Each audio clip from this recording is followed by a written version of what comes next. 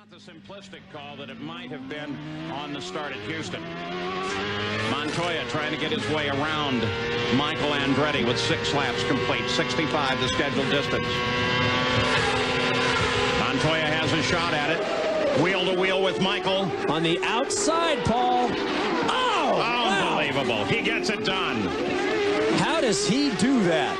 Another gorgeous day here, but we're talking about the difference in styles. What a pleasure it is to watch Franchitti and Montoya. So diverse driving styles. Oh, look at this pass. Tony Kanaan on the outside of Paul Tracy here. Kanaan on the move, but can he hold it outside Paul? He does. Both of them, like all of the top runners, really use the curbs here. Tony Kanaan and Michael. Oh, yeah. I was wondering there for just a minute. Sooner or later, you got to step on that middle pedal. I mean, contend that maybe that pass wasn't as planned as Alex would like to have everyone believe. And I'm amongst that group of people. So. Oh, as long as I'm here in Airborne, I'll try and save it. Maybe exactly. I can save it to the lead. Here comes Tony again. Now he's right. He's as far up as he needs to be. But does he have the angle? Not there. Michael's playing fair. Oh, teammates here, Paul. Oh, and look at that. He got very uncharacteristic. He had Scott Pruitt, had Cristiano D'Amato looking in his mirrors, and Cristiano missed the turn-in point. Scott slipped by. He lost momentum and allowed Robbie and also Gualter Solis to go by him. Yeah, that's Solis in that silver and blue, number 16 at Tony Bettenhausen's car. And look at Robbie Gordon. Whoa. Pruitt locks him up. Robbie Gordon's right there. He's got the momentum. He'll take advantage of that if he can. Robbie Gordon darts in, darts out. They both break through this corner. Solis stays with him. Robbie said this is the last race for the Swift chassis. He'll be in the Eagle at the next race at Fontana. He said, hey, it's a show car. I don't care. You can see him clip the tires. Moves to second. Fernandez comes up to third. Then Herta Andretti. For Max Pappas, he would ascend another stair on the podium. Second place would be his best finish yet in the CART FedEx Series. And look at Paul Tracy. Yeah, look at all the potential that's sitting there. Herta, Andretti, Kanaan, Tracy, all right together, and all for position. And remember the Tracy-Andretti battle for third in the points.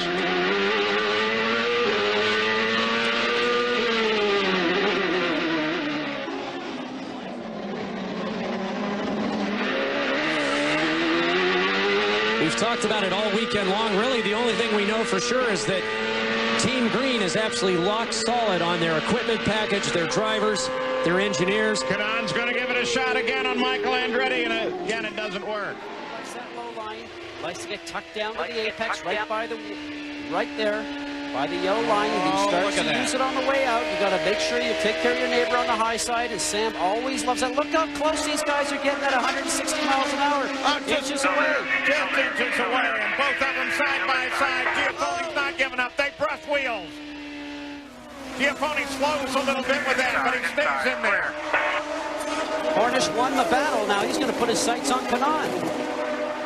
So Hornish to fifth. Kanaan now sits ahead of him at his target, and Hornish is already right there. Oh, shades of 2 weeks to go. Hornish is on the move. Couple of changes coming up very shortly on that Pennzoil team, Paul. Here we go on the outside, that outside line again. Hornish has been working this line. Again, stays side by side with Kanaan, and finally Kanaan has to give it up. Hornish goes forward. That line's working great. How's he able to do that? It's just pure grip and talent, Paul. You put all that together in a package. Release the hounds in Phoenix as they go into turn one, and that is the tricky one all weekend long, gentlemen. That's where we saw the problems. And you saw Tony Kanaan had the green car with the white on it going around the high side as we're now watching Thomas Scheckter in the 4 car, and then we're back to Tony Kanaan around the outside. Jill, you know how hard that is, man. He's got his foot in it. This is unbelievable. He must have passed at least 10 cars in that first lap. That's really incredible. And even Scott Sharp, who was second quickest in warm-up this morning, and right now, he's just looking towards the front of the field. The best time to pass people, as he looks right now on Darren Manning, is at the beginning of the race or restart. Nothing like dropping over 11 cars to get to the front of the pack. Meanwhile, it is Dan Weldon out in front, followed by Brian Herta and Elio Castroneves. Your top three. We're underway here at Phoenix International Racing. United States, Jimmy Vasser, United States, two new names, both from the U.S. in this series that has become so international. So the battle for the PPG Cup. Look, look, here he comes, here he comes, here he goes, and he gets him! Can he get him back? Can he hang on? Oh, look at this! Down through the boards on the final lap. Alex Zanardi, remember twice we've had the change on the final lap of the race this year. Alex Zanardi at the top of the hill, an area you would not normally try and pass. Ducks inside of Brian Herta, goes all the way off the course on the right-hand side, and Alex Zanardi, with a brilliant move, takes the checkered flag from the pole and the win here at Laguna Seca. Unbelievable. With the car of Dennis Vitolo. You see right there, Brian Herta did not give him any space down the inside. He's going to block that position.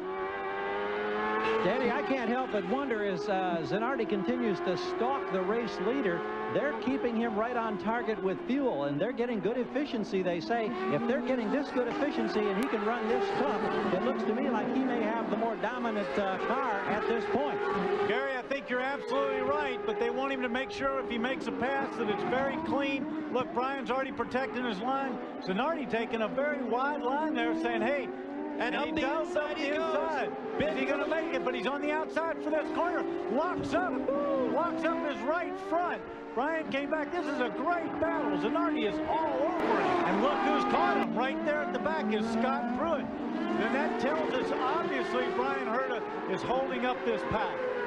All three drivers in Reynard chassis, the Constructors' Champions for 1997. But a Honda engine in Zanardi's car. Fords for Scott Pruitt right there. Winner on the streets of Surfers Paradise, Australia earlier this year. And Brian Herta. And now Zanardi again looks up the inside. But he's got to protect his backside as well, because Scott Pruitt's trying to take advantage of it. And remember one thing, there's a Goodyear at the front and Firestone's all over Brian Herta. And Zanardi goes up the inside. Can Herta respond in turn 5? Yes, he does. Herta back into the lead, and they've got to move because here comes Scott Pruitt. And behind him is Jimmy Vasser, and behind him is Mark Blundell. So while the leaders have been dicing, the three cars behind them have caught up. Here come the top six. Herta, Zanardi, Pruitt, Vasser, Blundell, Gugelman, and not far back, less than 2 seconds, DeFerrin and Jourdain. Great stuff. And you could throw a blanket over that group, and one mistake, and you could lose 3-4 spots.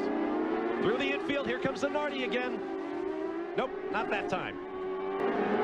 Welcome back to Laguna Seca. Moments ago, beginning the 22nd lap of this race. This was the scene down on the infield section, out of turn 2. Alex Zanardi touched wheels with Brian Herta, who lost the race lead to Scott Pruitt. Zanardi rejoined behind his teammate Jimmy Vasser in 4th place.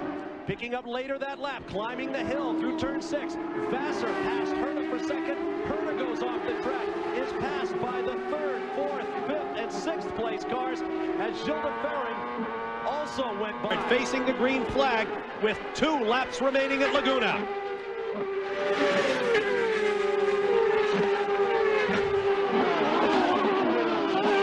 Brian Herta is getting around that dirt. Zanardi right there. He's going to stick with him as tight as he can. Brian's going to need a couple of qualifying laps right here just to pull away. Every now and again, in the spots where he can be passed, take a glance in his mirror. Light on fuel on scuffed tires. Coming to see the pass in 1996. Zanardi looks down the inside. Look at Brian, says, hey, you're not going to do that again. You did it 2 years ago. No way, Jose. The crowd is on its feet. There are big screens all around the racetrack. They're watching the same pictures you are of this battle between 2 of the great open-wheel stars in all the world. Brian Herta trying to hold off 2-time PPG Cup champion Alex Zanardi. They face the white flag this time by. A little bit of a gap. Sorry, Bob. Top of the hill, Zanardi drops back slightly. Is he planning something? Or does he just have nothing up his sleeve for Brian Herta? They've got one critical outbreaking spot right down here. Brian has got to make sure he keeps that door closed for Alex Zanardi. Here it comes. Goes to the inside. Turn 11. Alex, he counters him perfect. Zanardi on the power off the corner. Squirming under acceleration to try to catch Brian Herta, but he will not be able to. First career win for Brian Herta, and well-earned. The other problem here is you don't have the muscle memory because you've been running in the dry. All your reference points are based on the speed in the dry, not in the wet. Montoya pushing Aloshin really hard here. And the World Series by Renault driver and race winner Michael Aloshin. So look at this, around the outside goes Juan Pablo Montoya. Wally, we spoke about this earlier. He's on a mission. You're going to find out where the edge is. And your visibility is getting better with each lap, so your confidence grows, but you got to be careful. Look, he's pulled the same move again there on Marco, the over-under in the final corner. And I promise you, Marco's guys are going to be telling him, stay outside in that last right-hander. And look at Bourdais. Bourdais I've been watching because he's working the outside line better than just about anybody. I'm not sure how much of an advantage he's seen at this point, but he's coming up on Aloshin now, and he's going to put some of his IndyCar rain experience to test. Nice. Look at this, Bourdais. Nice. Yeah. Beautiful, and the over and under. Can Aloshin respond? They go side by side out of the hairpin. And that's one of the hardest things to do when you're racing in the rain, is know how far you can drive down. Tony's dropped over this blind hill here, and power is already down near the museum section of the track. Michael Aloshin on the inside of Sebastian Bourdais. Aloshin has been very impressive so far in the rain. I mean, he has really been picking them off. He's been doing a very nice job.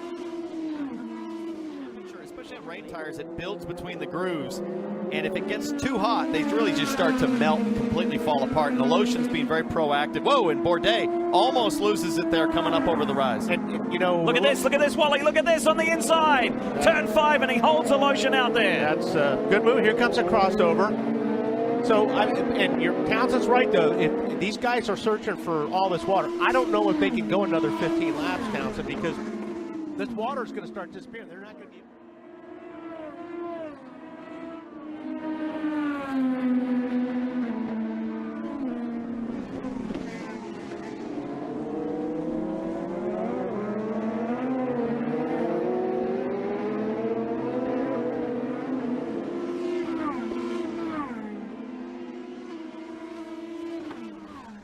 Right here. That's whoa, where it's whoa, tricky. whoa. Aloshin's gone around.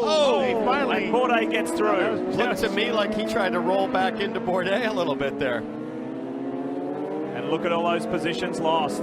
Aloshin and Bourdais were having a tremendous scrap for 7th position, and now that's gone Sebastian Bourdais' way. Down in turn 5, it's a hot spot at this track. What happened? And Aloshin's just kind of holding his line. Bourdais gets in deep and just gets up into the back of him there. Now Bourdais going to give him a hand signal like goodbye, and Aloshin's going to keep rolling back. Sato, but it's the Japanese driver who gets the jump. Newgarden's in there mixing it up with him and gets second. Pushes through. Joseph Newgarden, great restart. All clean through turns 1 and 2. Clearly ignoring the advice from the team to be conservative. Joseph Newgarden can see one more car and then clear sailing. He is going for it. Let's see what happens here. He's still after it. Sarah Fisher-Hartman Racing is vying for the win in this race. And look at this, behind him, Simon Pagenaud goes around Hinch. On the outside. Hang in it, we're still in this. If there's another caution, he was 24th on the opening lap. He's now 3rd, but maybe only for another second or 2. Here comes the mayor of Hinchtown. Hinchcliffe burning a turbo push-to-pass button on that back straightaway. Gets side-by-side with Pagenaud. They'll stay side-by-side on the main straight. Drag race. Sato leads, Newgarden second. Is Hinchcliffe going to run it in deep on the brakes? No, Pagenaud won't allow him to. 12 laps left to help him, and that most likely is the case. Oh, here we go. For third place. And Hinchcliffe, we saw Hinchcliffe take this wide line earlier. Look at this. Outside move. Hinchcliffe pulls it off. The shots for Joseph Newgarden, former Ganassi employee. Newgarden really starting to push now. The back end starting to slide around as those tires start to wear out. He's going to the outside. And he's on the button. For the lead of the race, Joseph Newgarden up against Takuma Sato. He can't do it right there. Tough place to make a got pass. The preferred line. Tough place to make a pass, but he's got closer. Is this going to be the move that Joseph Newgarden will remember for his whole career? Tries to get past Sato. Sato tries to block. Wow, one side to the other. Now, crossover. There you go.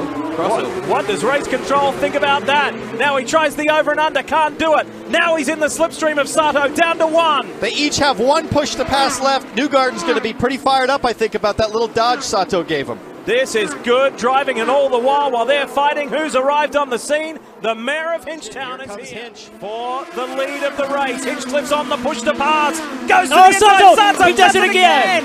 And he moves back again. Playing tough with the mayor of Hinchtown. Hinch may have the momentum, though. And Hinch is playing tough right back, fading over to him on the straightaway, saying, hey, buddy, back off, I'm coming through. But Sato's having none of that. What will race control have to say about that? Sato is out of push to passes with 3 laps to go. Hinch has 1, Newgarden has 1. All right, 2 laps left. Who's going to win for the final lap? James Hinchcliffe now tries to pull out of the draft and just hassle, just annoy, just pressure Takuma Sato. But Newgarden goes to the inside. Joseph Newgarden to the inside. It was 3 wide at one point. And it could be 3 wide coming to turn 1. He moves up into second place. The white flag out, 1 to go. Hinchcliffe responds. Hinch comes back to second. Wow, Sato maintains all to play for on this final lap. And everybody's burning their button. Hinch is on the button. He's got the inside. Sato says no again. Chops him again. Hinchcliffe, did he do it early enough for Hinch to have a run? Newgarden's out of the draft. Sato hangs onto it. Newgarden on the inside of Andretti. And on the inside, Hinchcliffe is on the over and under. Oh, he is in the mayor's office. James Hinchcliffe runs it to the line. Will he have enough? And he wins his second one. Servia to 4th. On the final corner, on the final lap, James Hinchcliffe is a winner again. How about that? He says, you may block me, but I've outmaneuvered you.